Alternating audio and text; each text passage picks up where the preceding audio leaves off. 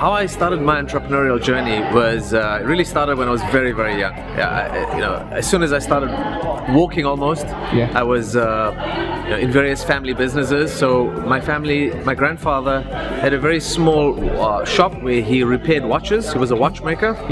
And he also sold radios and other small forms of electronics. So I would go and spend my Saturday mornings with him in the shop as a child. And then my uncle started selling potato chips, right? Boxes of potato chips from the back of his car to the little school tuck shops, and I would help him with that. And that's kind of how I think I got the entrepreneurial gene. So it started very young.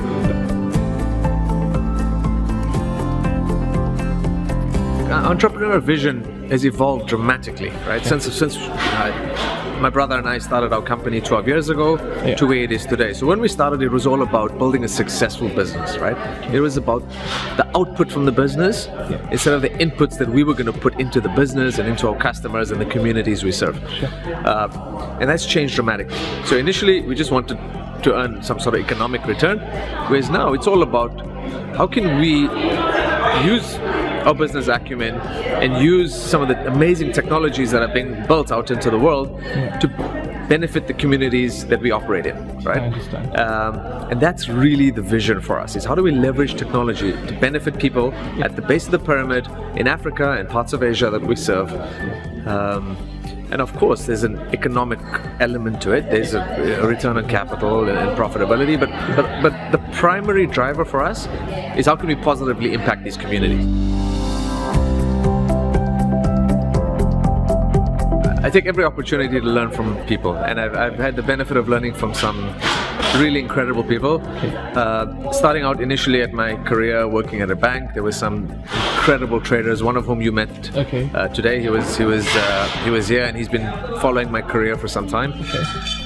Amazing businessman, amazing work ethic, and that's what I've learned from him. My uncle, my mom's brother, who I helped with the sweet business as a toddler, has built a very large and successful business. But more important than that, he's really taught us about values. He's taught us, he keeps driving the point of the values and justice and fairness and honor and integrity, and how these elements are paramount, and they far surpass any sort of economic return or profit you can make. And for me, that's been my North Star. And of course, you get a lot of the entrepreneurial superstars from Silicon Valley, Elon Musk, Steve Jobs. These inspire all of us, right? Absolutely. So I think that kind of sums up my inspiration. Okay, so a brief of the businesses we've started and where we are today. We have really, within the Hello Group, we have three primary businesses. The first is a virtual mobile operator where we have a prepaid SIM card that is ultra low cost, servicing communities in the informal markets at the base of the pyramid. And what we wanted to do here was get people away from using expensive public payphones, using a very low cost mobile device, using a very low cost mobile connectivity system, and that's grown quite materially, where we have 1.5 million customers on that network.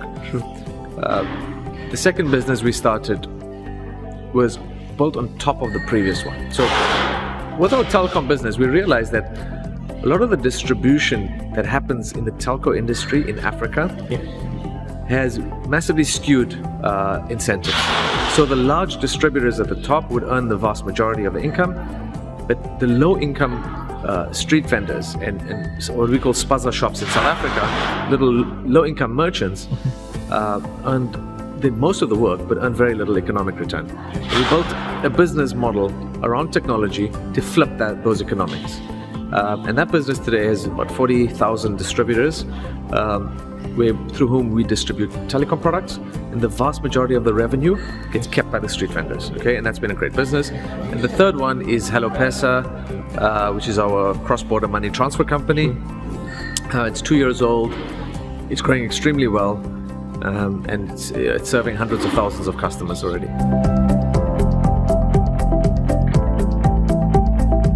I think it's not aggressive enough, right? I think Africa needs a lot more capital, and that's something that African entrepreneurs across the board really struggle with. So it's a real disadvantage, I believe, that African entrepreneurs have, given that we don't have an established VC mindset, we don't have established VC industries in many parts of Africa. In South Africa, I think we're relatively fortunate that it's a very strong financial system. In other parts of Africa, we see people with amazing ideas, amazing talent, we just can't get the funding. So that's where Bedlam is stepped in, and we do make a few small investments in startups in Africa. We do two things. The first is we come up with ideas either internally or with young entrepreneurs or partners. And if we like the idea, we like the concept, we put a great team together. We fund 100% of the initial prototype and provide guidance, mentorship, and almost help bolster the startup team at the early stage. We've done that with one company so far, and we'll probably do between 1 and 3 deals per year like that, right? We're not going to overload, because we want to be able to rather do fewer deals and spend more quality time with each company. And the second thing we're doing is making some small angel investments in selected companies, but that's very experimental for us. That alone, like the Bedlam business model itself, is an experiment. I would ask them, the first question they need to ask for themselves is, why do they want to get into the fintech sector, right? Because I think in the buzzword and in the hype, there's a trap for many hardworking, talented people. I think they should rather focus on the problem they're going to solve and the benefit that they will have on the lives of their customers than on any label or any buzzword or any industry. Because if you crack that and you solve a problem for people, your success follows naturally. I mean, I would definitely say think bigger, because especially as an African entrepreneur, I saw it in myself in the beginning, and to some extent still do, and I see it in many others, is that we underrate ourselves. And I think that's something that we should not do, because Africa's built some incredible innovations, some amazing products, and there's so much of talent. And I genuinely believe that the next wave of Googles and Apples and Facebooks are not going to come exclusively from Silicon Valley, right? So we've seen it happening in China with Alibaba, with Alipay, with WeChat, with some amazing businesses. We're seeing that happening in India right now with Paytm and Flipkart and a few other amazing Indian homegrown tech titans built inside developing countries, right? And I think Africa definitely has a few in its pocket, and I'm hoping these guys back themselves and really dream big. I think the 7 habits of highly effective people is definitely the one, because it kind of gives you a tool set to do everything.